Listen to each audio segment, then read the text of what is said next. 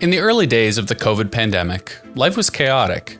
And in that chaos, people still needed to travel. Countries across the globe helped simplify that process with new digital tools. In Canada, it was an app called ArriveCan, which helped clear customs and track important health information, among other things. The app arrived just a few weeks after the first shutdowns began. How much did an app like that cost? Thousands? Tens of thousands? What about tens of millions? The final cost to develop and operate the ArriveCan app has been nearly $60 million. For an app with an initial budget of just under $3 million. How did we get to that number? Getting there is complicated. We have to look at three companies who have received over $1 billion in federal contracts and what they represent about Canada's opaque and illogical system of outsourcing that has sparked a wide number of investigations and cost taxpayers millions. The origins of the ArriveCan app are simple enough. The government contracted out three IT firms they've worked with quite significantly in the past: GC Strategies, Dalian, and Coradix. Those three companies, for the most part, subcontract out the work to IT professionals and take a commission fee. Together, they developed the app in a few weeks at a cost of $80,000. Before we get into how $80,000 turned into $60 million, let's take a look at the companies behind the app and what we know about how they got the contract. GC Strategies is the company that received the most government money for their work on the app, around $19 million, although GC Strategies co-founder Christian Firth says the number is more like $11 million. GC Strategies have been working with the federal government since 2011 under Stephen Harper. Back then they were called Coradal. GC Strategies is just two people, Christian Firth and Darren Anthony. The pair never did any actual work on ArriveCan. Instead, they took government requirements for subcontractors, and in some cases copy and pasted them into new job postings that they used to find IT workers who would build the app, including multinational corporations like BDO or KPMG. If you're wondering why the government didn't just award a contract to BDO or KPMG, buckle up. In April 2020, GC Strategies was given a sole source contract valued at $2 million. That means they didn't have to apply for the contract, it was just given to them. In May, the government opened up a larger $25 million contract for ArriveCan that was to be open to public competition. GC Strategies themselves somehow had a hand in shaping the requirements of that contract, and used that opportunity to narrow the posting in a way that made it difficult for others to apply. GC Strategies won the contract. No one else applied. This is the first instance in the ArriveCan scandal where the lack of information is maddening. We don't know who exactly decided that GC Strategies should get the first contract in April, or who allowed them to have a role in designing the contract in May, and we don't know why GC Strategies has had such a close relationship with the federal government for so long, but more on that in a bit. What we do know is that GC Strategies has received over $250 million in contracts from the Trudeau government, getting their first contract just 3 weeks into the government's first term. Yet it wasn't until 2023 that Trudeau publicly stated, Obviously, this is a practice that seems highly illogical and inefficient. The other two companies, Dalian and Coradix, go together. The founder of Dalian, David Yeo, is the grandson of a former chief of the Alderville First Nation in Ontario. As an Indigenous-run business, Dalian applies for a lot of government contracts under the federal procurement strategy for Indigenous business. Dalian, like GC, has only 2 employees. They often partner with Coradix to apply for government contracts.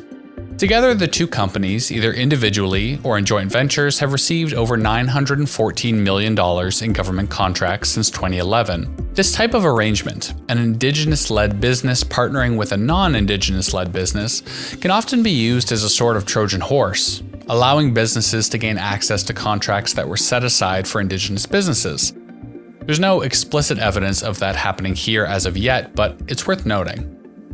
David Yeo has said he had a hand in creating the procurement strategy for Indigenous business and faced backlash when he became a public servant in the Department of National Defence in 2023, while still a director at Dalian.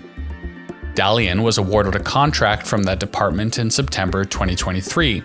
The same day, Yeo started leading an IT project team as a member of the government. Finally, Dalian has been questioned as to whether or not they met the federal requirements for contracts awarded to Indigenous businesses under the procurement program. Under those contracts, 1/3 of the work on the project needs to be completed by Indigenous people. A detailed audit is currently underway on Dalian to see if they met those requirements, and a summary will be made public when they are complete. Dalian received about $8 million for their work on ArriveCan. While the very idea that the government would hire 3 separate companies who would do nothing except subcontract other companies seems absurd and inefficient, the nature of subcontracting provides another frustrating wrinkle to this scandal, whether intentional or not. Businesses are not required to disclose who they subcontract out to and how much money these companies or individuals received. In fact, they're allowed to keep that information private, as it's deemed a privacy concern. This means that although we have a pretty good estimate of how much money the 3 companies received, we don't know exactly how much they kept, who they subcontracted out to, and how much those companies were paid. And while the publicly available information on these 3 companies and their role in ArriveCan paints a suspicious picture, people on the inside thought something was wrong too. A Montreal-based IT company, Bottler, was approached by Christian Firth for work with the Canadian Border Services Agency, or CBSA. Firth set up a meeting with the CBSA's then director, Cameron McDonald. Bottler thought it was strange that Firth had reached out personally, rather than through GC Strategies, and decided to record their conversations. Among several conversations and email correspondences, it became clear that Firth and McDonald had a close relationship. Firth continually pushed for Bottler to praise McDonald specifically when presenting to other members of the government. McDonald, in conversations with Bottler, pushed them to work with GC Strategies and let Firth work his magic. McDonald and Antonio Utano, another CBSA employee who has since been promoted to Director General of the CRA, have been directly involved in a number of contracts awarded to GC Strategies, Dalian, and Coradix. Yet when the ArriveCan scandal broke, McDonald sent an internal email to a number of officials in the CBSA who would potentially be asked to answer questions about the selection process, giving them possible answers to prep and going over general strategy. In that email he writes, "Why GC Strategies? But I think we are all grappling with who selected GC Strategies."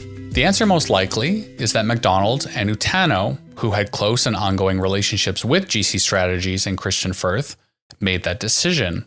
I think the really concrete moment for us was when we received an email from GC Strategies showing us a document that had been executed between Dalian, a company we'd never even heard of, and GC Strategies to implement our Bottler solution.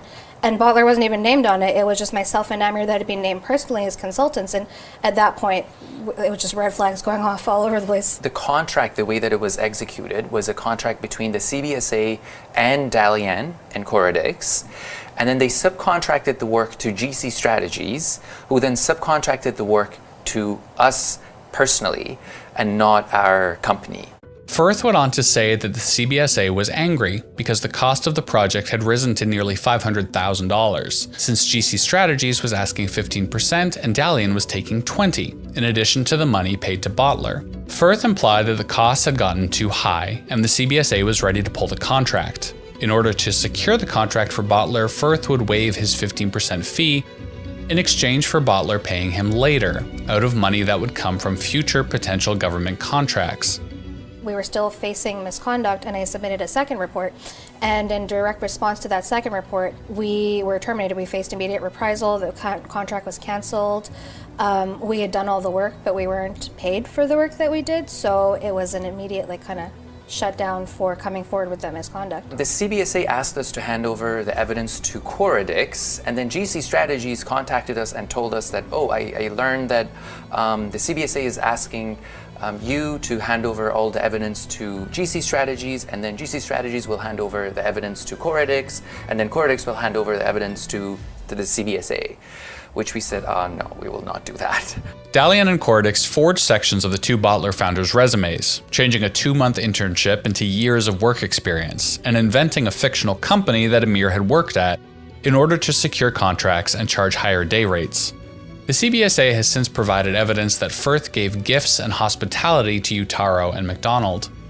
In January 2024, Diane Daly, a former CBSA employee who worked under McDonald, alleged she was pressured to give false testimony that would clear McDonald of any wrongdoing. She refused and gave a 3.5-hour interview. Later, she was suspended from her position at Public Works. She thinks because of her refusal to give false testimony. And now, finally, we can answer the question. How did those 3 companies manage to make the app for $80,000, but have the final costs balloon to $59.5 million? We don't know exactly, but we have some pretty good estimates. The Attorney General's report on ArriveCan said the bookkeeping was some of the worst she had ever seen, that many documents were either destroyed or never created, and landing on an exact number is nearly impossible. But let's get into it. The cost of developing the app in the first place is just the tip of a very messy and badly documented iceberg. Oversight of the app was transferred to the Canadian Border Services Agency, and while the app began as a way to declare health information, it rapidly changed into an app where you could fill out customs forms and other travel information, track vaccination records, among other things. Border Services continually asked for new updates to the app to keep up with changing regulations and to add new features. The cost of those updates, along with a number of other factors, ballooned into the tens of millions of dollars, with no apparent budget in sight. But before we go on, the efficacy of those updates is questionable. In 2022, over 10,000 iPhone users were told to quarantine or face fines of up to $5,000 through the ArriveCan app, despite not being part of an outbreak. Not only was this deemed to be a privacy violation, the error took weeks to fix, not days, 2 years after the app was released. Part of the justification for the unbelievable costs of the ArriveCan app is that it had to be developed and updated quickly to adjust for changing conditions during the pandemic. Yet in this case, it was anything but. Documents show that only 3 of the updates to the app were properly tested. Part of that was because a number of subcontractors working on the app did not have the security clearance to be working on the app, something that was supposed to be handled by Darren Anthony of GC Strategies, but as he testified before the House of Commons, he didn't know that was a requirement at the time. A breakdown of the expenses of the app is as follows: $8.8 million for new app releases, $7.5 million for Service Canada call center time, $5.2 million for data management, $4.9 million for indirect costs such as employee benefits and accommodations, $4.6 million for cloud hosting services, another $4.6 million for authentication of vaccines. The list goes on, but I'll stop there. The cost per day of each person working on the app was $1,090, a number that would have been $675 if handled internally.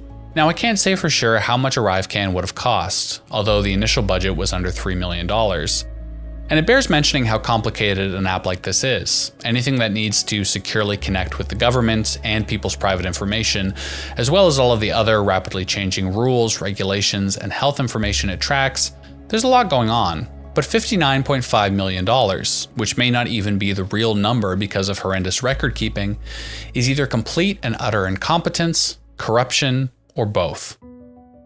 A wide array of investigations are still taking place, trying to get to the bottom of what really happened with ArriveCan and who is to blame. GC Strategies, Dalian, and Coridix have been suspended from taking government contracts for the time being. McDonald and Utano have been suspended as well, pending an internal CBSA investigation. They say they are scapegoats, and the real person responsible for wrongdoing is McDonald's old boss, Min Doan, who's now the CTO for the federal government. For now, there's no way to know if he's telling the truth. And it seems that this wasn't a one-off.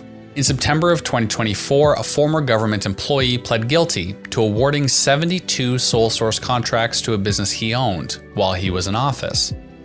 The RCMP says this is just the beginning of another 5 to 10 fraudulent billing cases they are expected to bring to trial in the coming months. In general, the way that the federal government works with external partners is deeply broken. And while it may have been broken before the Trudeau government, it's gotten worse. When Trudeau was elected in 2015, the Liberals promised to decrease government reliance on external contractors.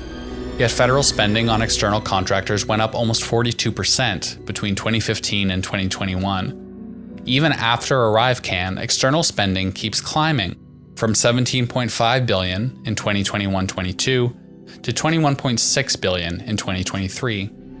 While governments in the UK and US invest in internal IT professionals who can solve many of the digital problems facing governments today, Canada lags behind, continuing to throw money at external contractors who can't do it themselves and who obscure where those tax dollars actually go.